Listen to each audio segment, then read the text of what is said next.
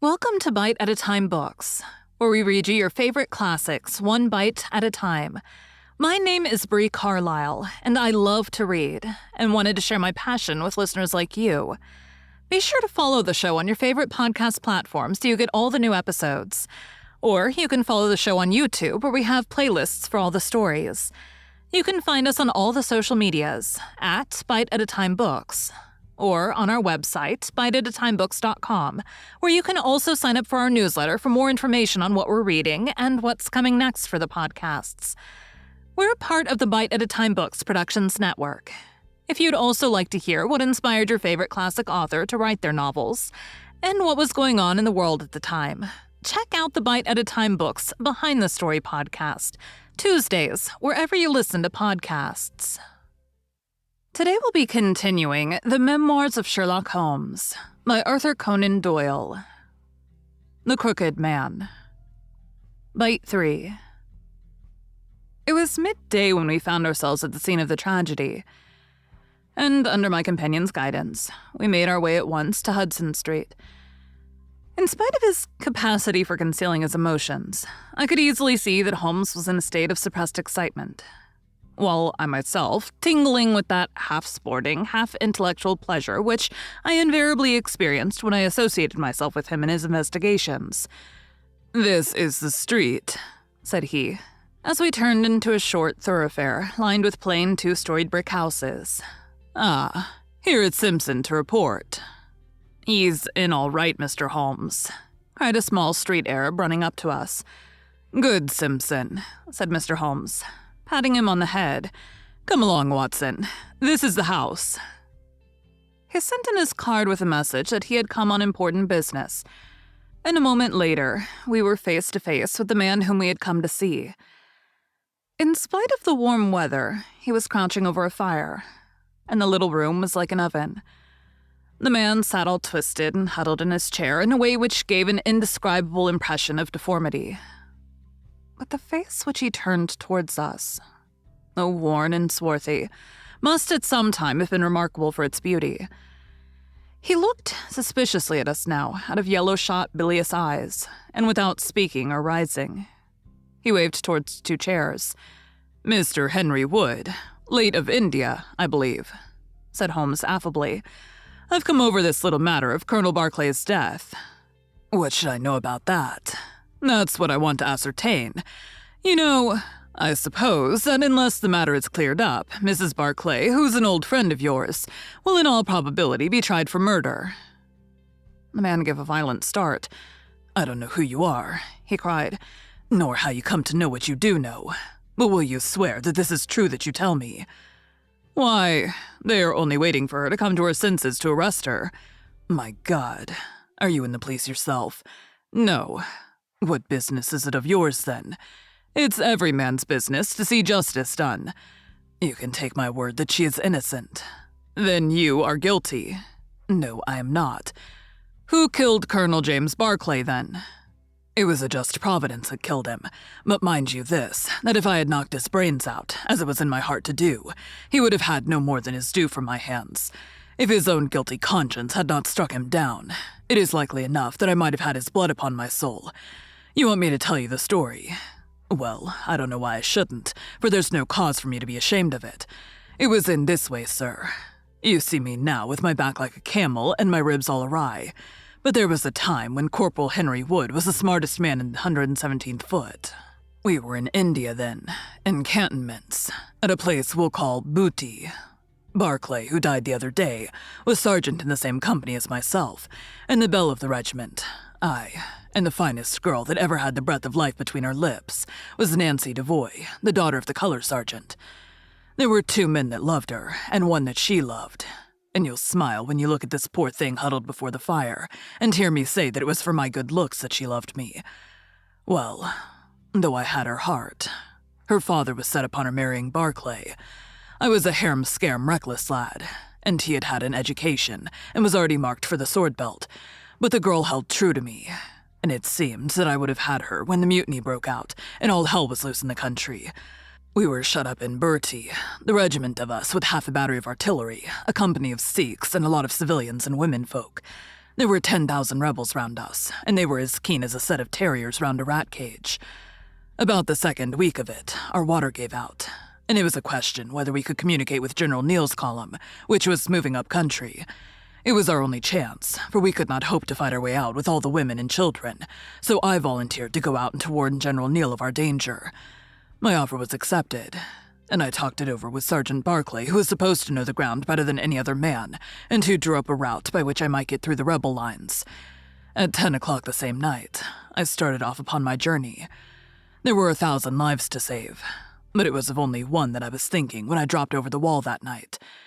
My way ran down a dried-up watercourse, which we hoped would screen me from the enemy's sentries. But as I crept round the corner of it, I walked right into 6 of them who were crouching down in the dark waiting for me. In an instant, I was stunned with a blow and bound hand and foot. But the real blow was to my heart and not to my head. For as I came to and listened to as much as I could understand of their talk, I heard enough to tell me that my comrade, the very man who had arranged the way that I was to take, had betrayed me by means of a native servant into the hands of the enemy. Well, there's no need for me to dwell on that part of it. You know now what James Barclay was capable of. Bertie was relieved by Neal next day. But the rebels took me away with them in their retreat, and it was many a long year before ever I saw a white face again. I was tortured and tried to get away, and was captured and tortured again. You can see for yourselves the state in which I was left. Some of them that fled into Nepal took me with them, and then afterwards I was up past Darjeeling. The hill folk up there murdered the rebels who had me, and I became their slave for a time until I escaped. But instead of going south, I had to go north, until I found myself among the Afghans. There, I wandered about for many a year, and at last came back to the Punjab, where I lived mostly among the natives and picked up a living by the conjuring tricks that I had learned. What use was it for me, a wretched cripple, to go back to England, or to make myself known to my old comrades? Even my wish for revenge would not make me do that. I had rather that Nancy and my old pals should think of Harry Wood as having died with a straight back, than see him living and crawling with a stick like a chimpanzee. They never doubted that I was dead, and I meant that they never should.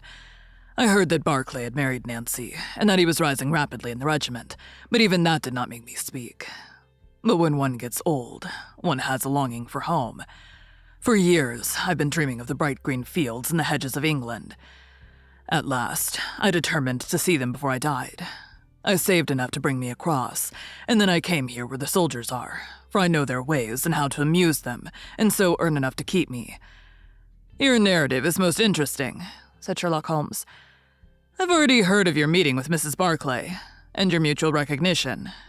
You then, as I understand, followed her home and saw through the window an altercation between her husband and her, in which she doubtless cast his conduct to you in his teeth. Your own feelings overcame you, and you ran across the lawn and broke in upon them. I did, sir. And at the sight of me, he looked as I have never seen a man look before, and over he went with his head on the fender. But he was dead before he fell. I read death on his face as plain as I can read that text over the fire. The bare sight of me was like a bullet through his guilty heart. And then Nancy fainted, and I caught up the key of the door from her hand, intending to unlock it and get help. But as I was doing it, it seemed to me better to leave it alone and get away, for the thing might look black against me, and anyway, my secret would be out if I were taken. In my haste, I thrust the key into my pocket and dropped my stick while I was chasing Teddy, who had run up the curtain. When I got him into his box from which he had slipped, I was off as fast as I could run. "Who's Teddy?" asked Holmes. The man leaned over and pulled up the front of a kind of hutch in the corner. In an instant, out there slipped a beautiful reddish-brown creature, thin and lithe, with the legs of a stoat, a long, thin nose, and a pair of the finest red eyes that ever I saw in an animal's head. "It's a mongoose," I cried. "Well, some call them that, and some call them ichneumon," said the man. "Snake catchers, what I call them, and Teddy is amazing quick on cobras. I have one here without the fangs, and Teddy catches it every night to please the folk in the canteen. Any other points, sir?" "Well, we may have to apply to you again if Mrs. Barclay should prove to be in serious trouble. In that case, of course, I'd come forward. But if not, there is no object in raking up this scandal against a dead man, foully as he has acted. You have at least that satisfaction of knowing that for 30 years of his life, his conscience bitterly reproached him for this wicked deed. Ah, there goes Major Murphy on the other side of the street. Goodbye, Wood. I want to learn if anything has happened since yesterday. We were in time to overtake the Major before he reached the corner. Ah, Holmes, he said. I suppose you've heard that all this fuss has come to nothing. What then? The inquest is just over. The medical evidence showed conclusively that death was due to apoplexy. You see, it was quite a simple case after all. Oh, remarkably superficial, said Holmes, smiling. Come, Watson. I don't think we shall be wanted in Aldershot anymore. There's one thing, said I as we walked down to the station. If the husband's name was James, and the other was Henry, what was this talk about David? That one word, my dear Watson, should have told me the whole story had I been the ideal reasoner which you are so fond of depicting. It was evidently a term of reproach. Of reproach? Yes. David strayed a little occasionally, you know. And on one occasion in the same direction as Sergeant James Barclay. You remember the small affair of Uriah and Bathsheba. My biblical knowledge is a trifle rusty, I fear, but you'll find the story in the 1st or 2nd of Samuel. Thank you for joining Bite at a Time Books today, while we read a bite of one of your favorite classics. Again, my name is Bree Carlile, and I hope you join us tomorrow for the next bite of the Memoirs of Sherlock Holmes. If you enjoyed our show, be sure to follow us so you get all the new episodes. We would also love for you to drop us a rating on your favorite podcast platform. You can catch us on all the social medias at Bite at a Time Books, or check out our website, biteatatimebooks.com, where you can sign up for our newsletter. Our show is part of the Bite at a Time Books Productions Network. If you would also like to hear about the authors who write the books we read on the show, check out the Bite at a Time Books Behind the Story podcast, wherever you listen to podcasts, or on biteatatimebooksbehindthestory.com.